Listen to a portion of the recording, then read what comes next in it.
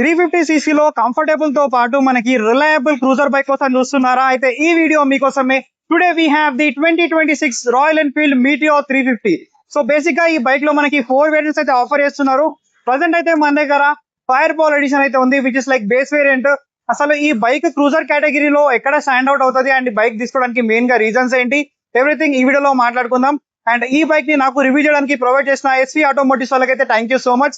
So late చేయకుండా let's get into the video. Royal Enfield Meteor 350 లో total గా మనకి 4 వేరియంట్స్ అయితే ఆఫర్ చేస్తున్నారు. ప్రతి వేరియంట్ కి మనకు కాస్మెటికల్ చేంజెస్ అలాగే ప్రైస్ డిఫరెన్స్ తో పాటు మనకి కలర్ లో డిఫరెన్స్ అనేది ఉంటుంది. సో ప్రజెంట్ మన దగ్గర ఏంటంటే ఫైర్ బాల్ ఎడిషన్ అనేది ఉంది, which is like base variant అని కూడా మనం చెప్పొచ్చు. సో దీంట్లో ఏమొస్తున్నాయి ఇన్ డీటెయిల్ గా ఎవ్రీథింగ్ ఈ వీడియోలో మాట్లాడదాం. సో ఫస్ట్ ఫ్రంట్ నుంచి చూసుకున్నట్టయితే యాజ్ ఇట్ ఈస్ మనకి ప్రతి ఒక్క రాయల్ ఎన్ఫీల్డ్ మోటార్ సైకిల్ లో ఉన్నట్టు దీంట్లో కూడా ఎల్ఈడి హెడ్ లైట్ అనేది ఉంది. దీని యొక్క నైట్ విజిబిలిటీ అనేది మనకి చాలా అంటే చాలా తక్కువ ఉంటుంది. లైక్ మీరు హైవే టూరింగ్ కానీ నైట్ రైడ్ చేయాలి అనుకుంటే మీకు ఎక్స్ట్రా లైట్స్ అనేది డెఫినెట్లీ అవసరం పడుతుంది. అండ్ మనకు బేస్ వేరియంట్ లో కూడా ఎల్ఈడి ఇండికేటర్స్ అనేది అదే స్టాండర్డ్ గా వస్తున్నాయి. అలాగే దీంట్లో ఏంటంటే మనకు ఫ్రంట్ లో ఒక విండ్ షీల్డ్ అయితే రాదు.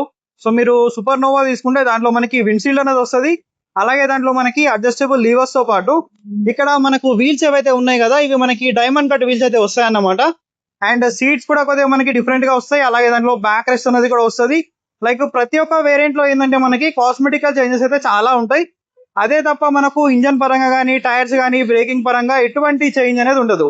అండ్ ఇక్కడ ఫ్రంట్ లో మీకు చెప్పినట్టు 41mm మనకి టెలిస్కోపిక్ ఫోక్స్ అయితే ఉన్నాయి. అండ్ టెలిస్కోపిక్ ఫోక్స్ ఇవ్వడానికి మెయిన్ రీజన్ ఏంటంటే ఈ బైక్ ని మనం లైక్ క్రూజింగ్ కి యూజ్ చేస్తాం, like little bit off roading patches లో వెళ్తాం, రఫ్ ప్యాచెస్ లో వెళ్తాం. కాబట్టి యూఎస్జీ తో కంపేర్ చేసుకుంటే ఇదే మనకి చాలా కంఫర్టబుల్ గా ఉంటది. అండ్ దీని యొక్క సస్పెన్షన్ పవర్ కూడా మనకి పెద్దగా ఉంటది కాబట్టి చిన్న చిన్న పాటల్స్ కూడా మనకు అంత ఈజీగా తెలియవు అన్నమాట.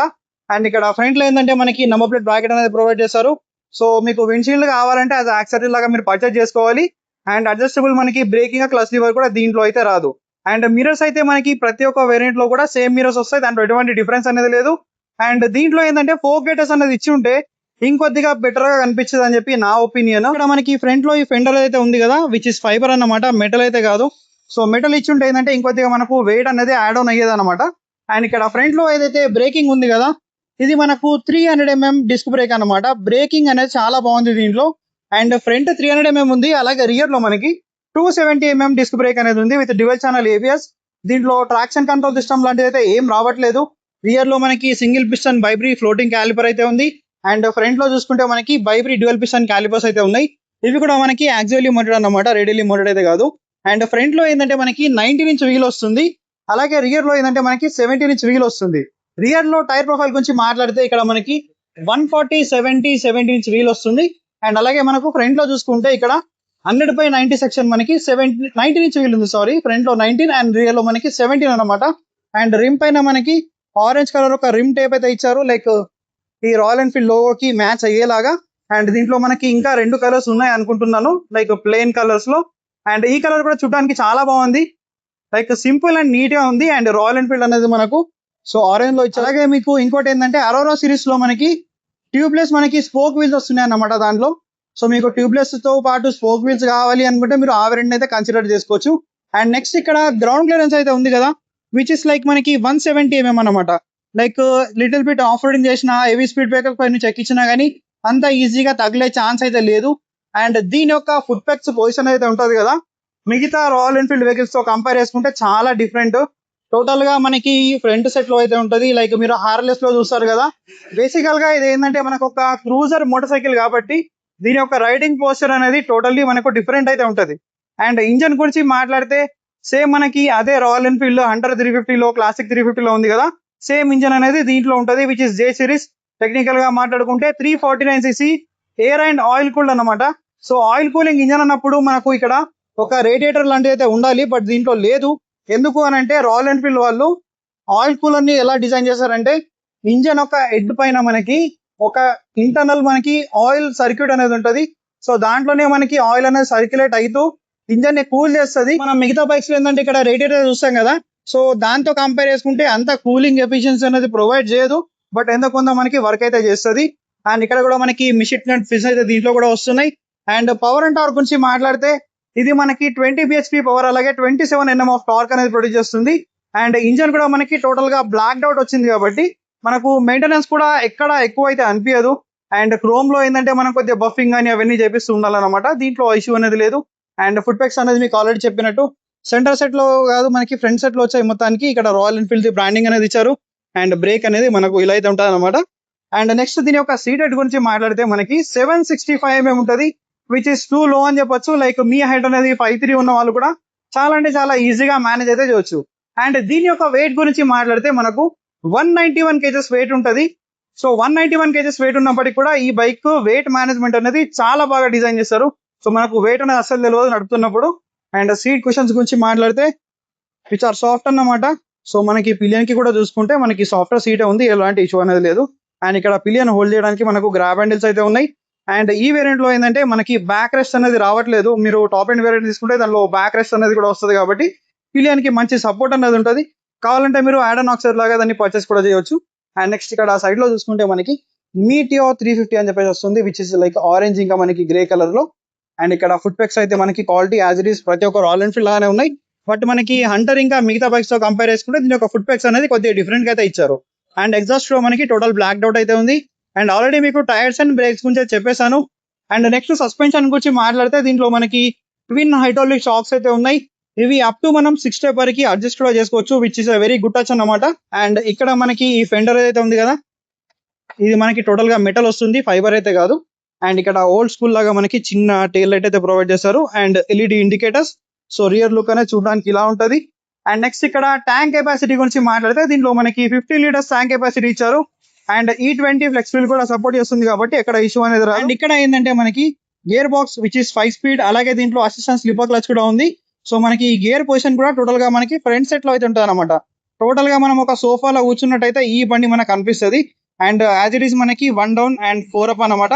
అండ్ సైడ్ స్టాండ్ తో పాటు మనకి సెంటర్ స్టాండ్ కూడా ఇచ్చారు కాబట్టి which is very good touch అని చెప్తాను.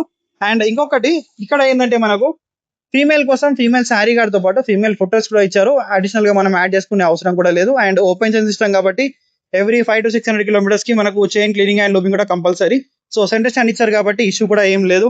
అండ్ నెక్స్ట్ ట్యాంక్ గురించి చెప్పేసాను, టోటల్ గా మెటల్ ట్యాంక్ వస్తుంది. అండ్ క్లచ్ గురించి మాట్లాడితే అసిస్టెంట్ స్లిప్పర్ క్లచ్ వస్తుంది, which is two light. But దీంట్లో ఏంటంటే మనకి అడ్జస్టబుల్ లీవర్స్ లాంటివి అయితే ఏం లేవు. అండ్ ఇక్కడ ఒక ఇన్ఫర్మేషన్ బటన్ అనేది వస్తుంది. అలాగే ఇక్కడ ఏంటంటే మనకి మిగతా రాయల్ ఎన్ఫీల్డ్ లాగానే స్విచెస్ క్వాలిటీ అనేది సేమ్ ఉంటుంది. అండ్ ఇక్కడ మనకి అజాడ్ స్విచ్ కూడా ప్రొవైడ్ చేస్తారు. సో అజాడ్ అనేది ఆన్ చేస్తే ఏంటంటే 4 ఇండికేటర్స్ అనేవి బ్లింక్ అవుతాయి. ఒకసారి మీకు ఆన్ చేస్తాను. సో స్వైప్ అప్ అయితే ఇలా ఉంటుంది. మనకి సెమీ డిజిటల్ అన్నమాట ఇది. ఒకసారి అజాడ్ ఆన్ చేసి మీకు రియర్ ప్రొఫైల్ కానీ ఫ్రంట్ ప్రొఫైల్ కానీ చూపిస్తాను. సో మనకి చూడడానికి అయితే ఇలా ఉంటాయి. ఎల్ఈడి ఇండికేటర్స్ మనకి బేస్ వేరియంట్ లో ఇచ్చారు కాబట్టి which is very good touch అని చెప్పొచ్చు మనం. చూడడానికి కూడా చాలా అంటే చాలా బాగా కనిపిస్తుంది. అండ్ నెక్స్ట్ మనం మిగతా స్పెసిఫికేషన్స్ గురించి ఇన్ డీటెయిల్ గా మాట్లాడదాం. సో మీటర్ కన్సోల్ లో మనకు ఏమి ఇచ్చారు ఏంటి అని చెప్పేసి. అండ్ ఇక్కడ చూసుకుంటే మనకి ట్రిపుల్ డాష్ అనేది బేస్ వేరియంట్ నుంచి కూడా ఇస్తున్నారు, which is very good touch. And ఒకటే ఏంటంటే ఈ రాయల్ ఎన్ఫీల్డ్ బైక్స్ లో మనకి టైం దీంట్లో ఉంటది బట్ రెండు ఎప్పుడు మ్యాచ్ కావన్నమాట. అండ్ ఇది మనం సెట్ చేయాలంటే సపరేట్ గా మనము రాయల్ ఎన్ఫీల్డ్ వాళ్ళ యాప్ లోకి వెళ్ళి అక్కడ మనం టైం సెట్ చేయాల్సి వస్తుంది. అండ్ దీంట్లో మనకి ఇన్బిల్ట్ ఏంటంటే మ్యాప్స్ కూడా వస్తాయి, like turn by turn navigation లాంటిది. అలాగే ఇక్కడ చూసుకుంటే మనకి స్పీడ్ అనేది ఇక్కడ ఇచ్చారు, ఫ్యూల్ మీటర్ అనేది ఇక్కడ ఇచ్చారు. అండ్ ఇక్కడ ఎకోలో వెళ్ళినప్పుడు మనకి ఎకో ఇండికేషన్ కూడా చూపిస్తుంది. అండ్ టైం ఉంది. అండ్ మిగతా ఇన్ఫర్మేషన్ అని కూడా లైక్ ఇక్కడ కింద అయితే ప్రొవైడ్ చేస్తారు. అండ్ ఇక్కడ ఏంటంటే మనకి ఒకటి టైప్ సి ఛార్జింగ్ పోర్ట్ అయితే ఇచ్చారు, లైక్ 27 watts. ఇది ఫాస్ట్ ఛార్జింగ్ అనమాట. ఇంతకుముందు మనకి టైప్ ఏ ఉండేది, సో టైప్ సి ఇచ్చారు. అండ్ హ్యాండిల్ బార్ కూడా చాలా డిఫరెంట్ ఉంటుంది, లైక్ క్లాసిక్ తో కంపేర్ చేసుకున్నా 100 తో కంపేర్ చేసుకున్నా కూడా. అండ్ నెక్స్ట్ ఇక్కడ ఐ బటన్ ఉంది కదా, సో ఈ ఐ బటన్ ని క్లిక్ చేస్తే ఏంటంటే మనకి దీంట్లో ఇన్ఫర్మేషన్ అనేది చేంజ్ అవుతుంది, లైక్ ఓడో కానీ trip A, trip B and trip F లాంటిది మనకి దీంట్లో అయితే ఉంటుంది. లైక్ బేసిక్ ఇన్ఫర్మేషన్ అడావిడి ఏముండదు, మనకి సింపుల్ అండ్ నీట్ గా అయితే ఉంటుంది. ఇదన్నమాట దీంట్లో ఉన్న మీటర్ కన్సోల్ ఫీచర్స్ గురించి. అండ్ ఇంకోటి ఏంటంటే మనకి గేర్ పొజిషన్ ఇండికేటర్ అనేది ఇంతకు ముందు ఉండేది, ప్రజెంట్ దాని యొక్క షార్టేజ్ వల్ల మనకి ఇస్తలేరు అని చెప్పేసి అంటున్నారు. మేబీ నెక్స్ట్ అప్డేట్ లో చూద్దాం. ఒకవేళ షార్టేజ్ అనేది మనకు వెళ్ళిపోయింది అనుకోండి, సో ప్రతి బైక్ లో కూడా మనకి గేర్ పొజిషన్ ఇండికేటర్ అనేది కూడా వచ్చేస్తుంది. అండ్ ఓవరాల్ గా ఇది మీటర్ కన్సోల్ గురించి. అండ్ కీ అయితే యాజ్ ఇట్ ఈస్ మనకి ప్రతి రాయల్ ఎన్ఫీల్డ్ లో ఉన్నట్టు దీంట్లో కూడా సేమ్ మనకి కీస్ అయితే ఉంటాయి. ఫైనల్ గా this is all about the 2026 మీటియో 350 fire ball గురించి. సో బేసిక్ గా ఈ బైక్ తీసుకోవడానికి మెయిన్ గా రీజన్స్ ఏంటంటే, ఎవరికైతే 350cc లో ఒక కంఫర్టబుల్ అలాగే రిలయబుల్ మనకి క్రూజర్ మోటార్ సైకిల్ కోసం చూస్తున్నారు కదా, వాళ్ళ కోసం అయితే this is the one of the best option అన్నమాట. సో బేసిక్ గా దీంట్లో 4 వేరియంట్స్ ఉన్నాయి. మీ బడ్జెట్ కి తగ్గట్టు మీరు ఒక వేరియంట్ అయితే చూస్ చేసుకోవచ్చు అన్నమాట. లైక్ మీకు base variant value for money అని నేను చెప్తాను. లైక్ మీకు విండ్షీల్డ్ అవన్నీ కావాలి, లైక్ డైమండ్ కట్ వీల్స్ ఇవన్నీ కావాలి అనుకుంటే మీరు టాప్ అండ్ వేరియంట్ అయితే కన్సిడర్ చేసుకోవచ్చు. లేకపోతే బేస్ వేరియంట్ లోనే మనకి ఆల్మోస్ట్ అన్ని ఫీచర్స్ కూడా యాడ్ అయిపోయాయి అనమాట. అండ్ ఇంకోటి ఏంటంటే దీని యొక్క రైడింగ్ పోస్టర్ అనేది మనకు చాలా అంటే చాలా కంఫర్టబుల్ గా ఉంటది. అండ్ దీని సీట్ హైట్ కూడా మనకి చాలా తక్కువ అన్నమాట. లైక్ మీ హైట్ అనేది 5'3", 5'4" ఉన్న వాళ్ళు కూడా చాలా ఈజీగా మేనేజ్ చేయొచ్చు. అండ్ వెయిట్ కొంచెం ఎక్కువ అనిపించినప్పటికీ కూడా నడిపినప్పుడు వెయిట్ అనేది అస్సలు తెలియదు. అండ్ దీని యొక్క రైడింగ్ పోస్టర్ చూడండి, లైక్ మనకు ఒక హార్లీ డేవిడ్సన్ నడిపిన ఫీల్ అయితే దీంట్లో ఉంటది, విచ్ ఇస్ మోర్ కంఫర్టబుల్ అన్నమాట.